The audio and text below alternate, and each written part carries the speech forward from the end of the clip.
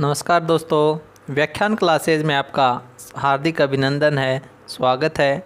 दोस्तों, हमने आज तक संस्कृत व्याकरण में अब तक स्वर संधि का अध्ययन कर लिया था। उसके बाद में जो अगली संधि की बात की जाए तो वो संधि है हमारी व्यंजन या हल संधि। संधि है व्यंजन बोल दो या व्यंजन को ही हम बोलते हैं हल या व्यंजन संधि। ठीक है दोस्तों, तो देखिए अब तक हमने जो पढ़ा उसमें था कि स्वर संधि। पहले तो हमने पढ़ा संधि किसे कहते हैं। संधि का मतलब है कि जब दो या दो से अधिक वर्णों से मिलकर के जो परिवर्तन या विकार उत्पन्न होता है वो संधि कहलाती है। इसी तरह से अगर बात की जाए स्वर संधि की तो उसमें था कि स्वर वर्ण के साथ जब स्वर वर्ण का ही मेल हो तो स्वर संधि होगी। चलिए इससे आगे बात करें व्यंजन की। तो व्यंजन संधि में क्या है, देखो वर्णों का तो मेल होगा, वर्णों के मेल को तो कहते हैं संधि, लेकिन वो किस प्रकार के वर्ण होंगे उस आधार पर उनका नाम अलग हो जाता है। जैसे स्वर के साथ स्वर वर्ण मिलेगा तो स्वर संधि है। इसी रूप में अगर बात करें व्यंजन की तो व्यंजन संधि में क्या है कि जब हल वर्ण, हल कह दो या फिर व्यंजन कह दो। दोस्तों मैंने पहले बता दिया था कि हल क्या होता है, अच क्या होता है, खर क्या होता है। ये जो प्रत्याहार है माहेश्वर सूत्र के हिसाब से मैंने समझा दिए थे। तो इसी तरह से देखे जाए कि हल वर्ण के साथ देखो व्यंजन संधि तीन रूप में बनती है। एक तो हल वर्ण के साथ क्या मिले, हल। ठीक है दोस्तों। दूसरा हल वर्ण के साथ क्या मिले, स्वर या अच वर्ण। ठीक है, स्वर बोल दो या अच बोल दो। इसी तरह से अगर देखा जाए कि स्वर के साथ स्वर वर्ण के साथ क्या मिले, हल वर्ण मिले तो क्या होता है, व्यंजन संधि या हल संधि होती है। तो दोस्तों चाहे तो व्यंजन के साथ व्यंजन मिले तो भी क्या होगी, व्यंजन संधि। और व्यंजन के साथ स्वर मिलेगा तो भी व्यंजन संधि, और स्वर के साथ व्यंजन मिलेगा तो भी व्यंजन संधि ही होगी। तो कहने का तात्पर्य यही है कि जब व्यंजन के साथ स्वर मिले या चाहे व्यंजन मिले तो वहाँ पर व्यंजन संधि होगी। ठीक है दोस्तों। चलो अब इससे आगे हम बात करें तो देखिए व्यंजन संधि की कोई निश्चित संख्या नहीं होती, कितनी होती हैं कितनी नहीं होती, वो नियम के ऊपर आधारित है, वो नियम है इसमें। तो जैसे हम पहली संधि की बात कर लें, पहली संधि हम ले लेते हैं इष्टुत्व संधि। इष्टुत्व संधि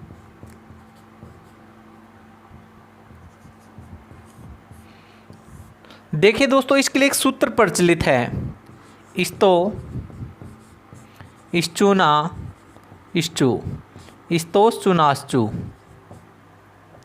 ये सूत्र क्या कहता है दोस्तों, ध्यानपूर्वक समझना है हमें कि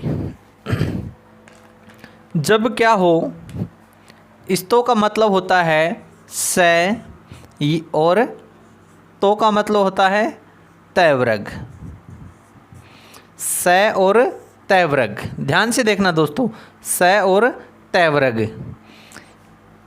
के साथ देखो अब तक इसमें जो पहले संधि पढ़ी उसमें तो के बाद या के पहले पढ़ा कि इस वर्ण के पहले अगर ये आ जाए, इस वर्ण के बाद में ये आ जाए तो ऐसा होता है। ठीक है दोस्तों, लेकिन अब यहाँ पर मैं बोल रहा हूँ के साथ। साथ का मतलब पहले भी हो सकता है और बाद भी। ठीक है दोस्तों।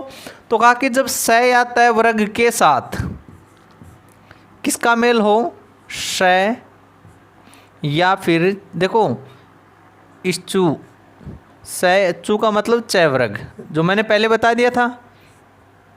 तो देखो अगर श के साथ इस स का यानी प्लस से पहले ये वाला स है, प्लस के बाद में ये स है, चाहे प्लस से पहले ये स आ जाए चाहे बाद में ये आ जाए, कोई भी स्थिति हो तो क्या कहा, इश्चु हो जाता है। किसका होता है इश्चु, इस्तो का। इस्तो के बाद में इश्चुना, इस्तो के साथ में क्या जाए, इश्चुना आ जाए तो इस्तो की जगह इश्चु हो जाता है। कैसे, जब स या तयवर्ग के साथ क्या जाए, ये वाला स या फिर ये चयवर्ग आ जाए तो इस स की जगह पर ये वाला स हो जाएगा और तयवर्ग की जगह पर क्या हो जाएगा, क्रमशः चयवर्ग हो जाएगा। ठीक है, जैसे कैसे होगा, क्रमशः का मतलब मैं समझा देता हूँ कि ये स है, और तय वर्ग है। तय वर्ग में सीधे लिख लेते हैं तय, थ, द, ध, न। इन वर्णों के साथ क्या आ जाएं? श या च, छ, ज, झ, ञ, ये वर्ण आ जाएं।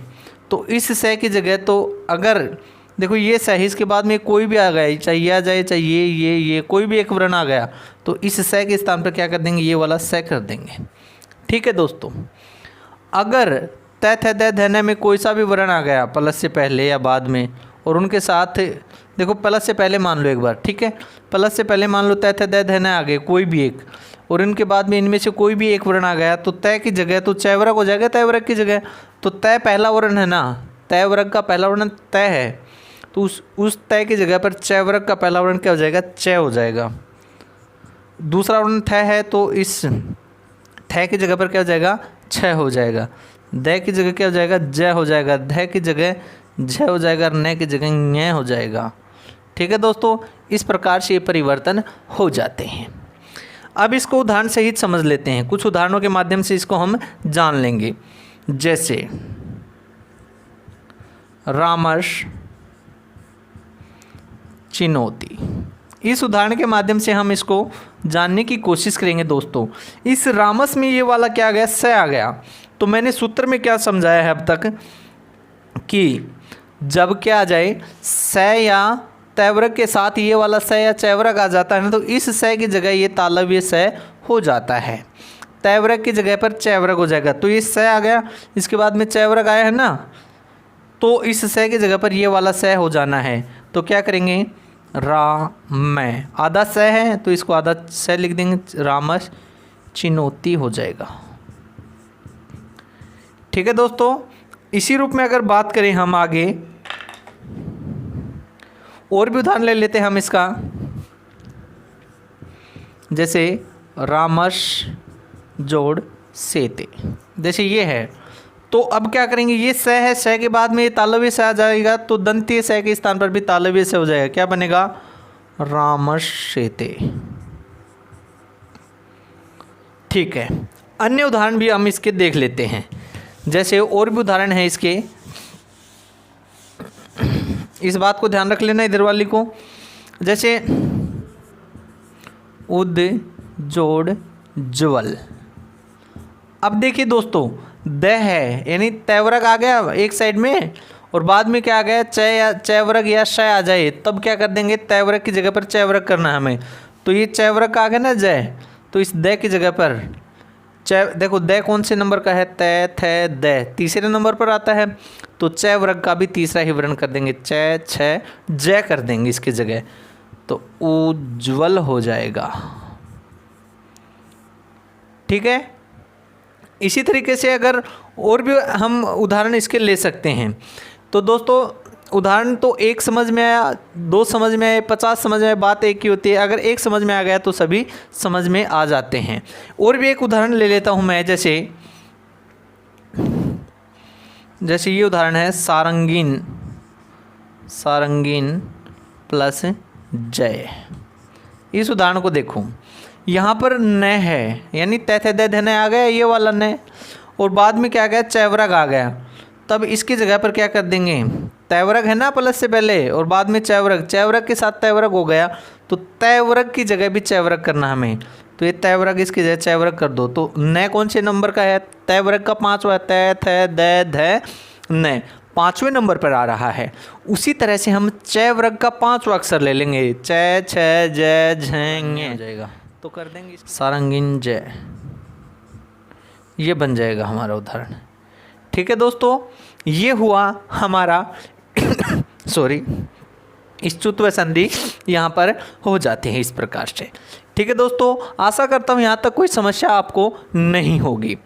इसी में एक अपवाद और आता है। अपवाद सबसे ज़रूरी है सीखने हमें।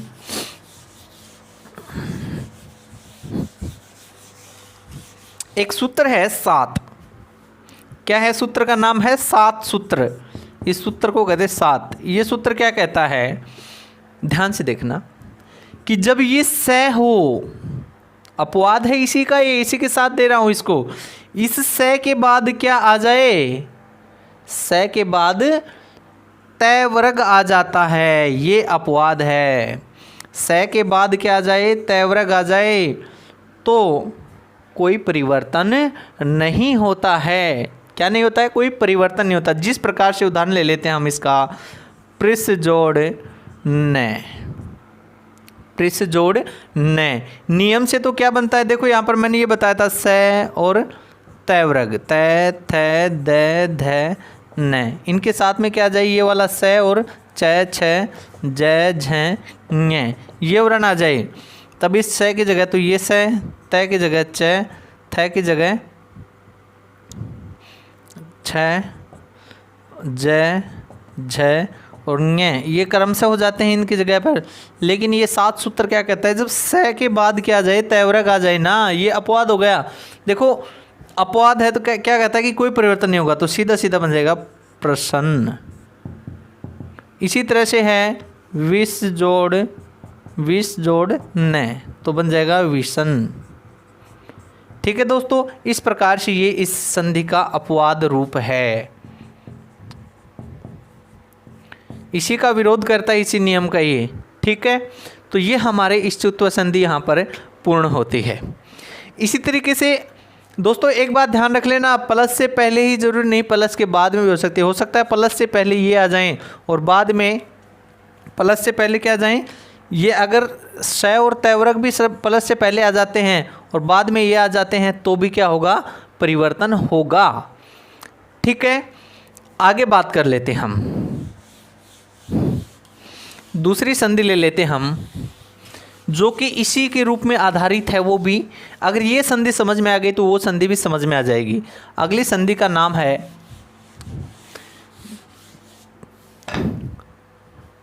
अगली संधि हमारी इष्टुत्व संधि। इष्टुत्व क्या कहती है संधि, स्टोना स्टो। ये संधि क्या कहती है कि जब अभी तक तो चय वर्ग पढ़ रहे थे हम, ये क्या कहती है संधि, जब स आ जाए, स और तय वर्ग इनके साथ में क्या मिले, ये वाला स और तय वर्ग मिले, तो क्रमशः श की जगह पर ये वाला स हो जाएगा और तय वर्ग की जगह पर क्या हो जाएगा, तय वर्ग हो जाएगा। ठीक है, मैं अलग से लिख देता हूँ इसको, एक बार ध्यान से देखना। स और तय थ द ध न, इसके साथ में ये वाला स जुड़ जाए, या फिर ये सभी हलंत हैं वैसे दोस्तों, आपको बता दिया जाए। इसके साथ और ट ठ ड न, ये आ जाए कोई भी। ठीक है, तब इस स की जगह पर तो ये वाला स कर देना है हमें, तय की जगह पर ट, थ की जगह पर ठ, द की जगह पर ड, ध की जगह पर ड और न की जगह पर न कर देंगे। ठीक है दोस्तों, इस बात को हमें ध्यानपूर्वक अब समझना है। कैसे, देखिए अभी उदाहरण ले लेते हम, तत् जोड़ टिका, ये है। यहाँ पर तय वर्ग आ गया है ना, और तय वर्ग के साथ में क्या आना चाहिए हमें, तय वर्ग। तो इस तय की जगह पर क्या हो जाएगा, तय हो जाएगा, तो क्या बनेगा, तय आधा तय और टिका, ये है। अब इसको मिला दो, टिक्का बन जाएगा। ठीक है, इसी तरह से अगर एक उदाहरण ले हम, चक्रीन डोक से, चक्रीन जोड़ डोक से। अब देखो दोस्तों, यहाँ पर क्या है, तय वर्ग आ गया, ये न है तय वर्ग का है और बाद में तय वर्ग है, तो ये है, ये वाला वर्ण भी क्या हो जाएगा, तय वर्ग हो जाएगा। तो अब देखो आखिरी वर्ण है ना पांचवा ये, तो इसकी जगह पर पांचवा वर्ण क्या बनता है, न, तो क्या बनेगा, चक्रीन डोक्से, चक्रीन डोक्से। इसी तरह से और भी उदाहरण ले सकते हैं हम, जैसे सस जोड़ थी, थ कर लेते हैं, तो स आ गया ये, इसके बाद में तयवर्ग आ गया ना, तो ज़रूरी नहीं कि पहले ही, मैंने दोस्तों बता दिया था आपको कि ये जो तयवर्ग और ये जो स है ये पहले भी हो सकता है और बाद भी हो, इनके पहले आ जाए चाहे बाद आ जाए, हमेशा परिवर्तन इनमें ही होगा। पहले है तो पहले हो जाएगा और बाद में है तो बाद में। जैसे इस उदाहरण से समझ लो, बाद में क्या है, तयवर्ग आ गया ना ये, तो इसका क्या कर देना, हमें इसका कर देना है टयवर्ग। तो थ की जगह पर ठ बनता ना ये, तो क्या बन जाएगा, षष्ठ।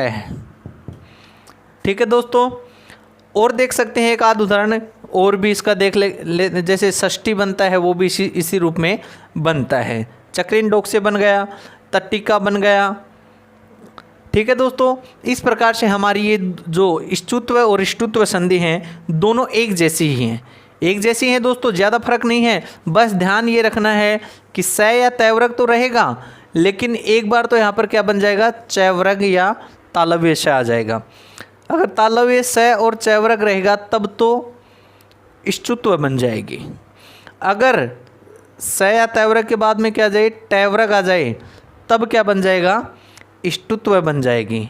ठीक है दोस्तों, आशा करता हूँ कि ये क्लास आपको अच्छी तरह से समझ में आई होगी और अगली क्लास में हम बची हुई संधियों का अध्ययन विस्तार पूर्वक करेंगे।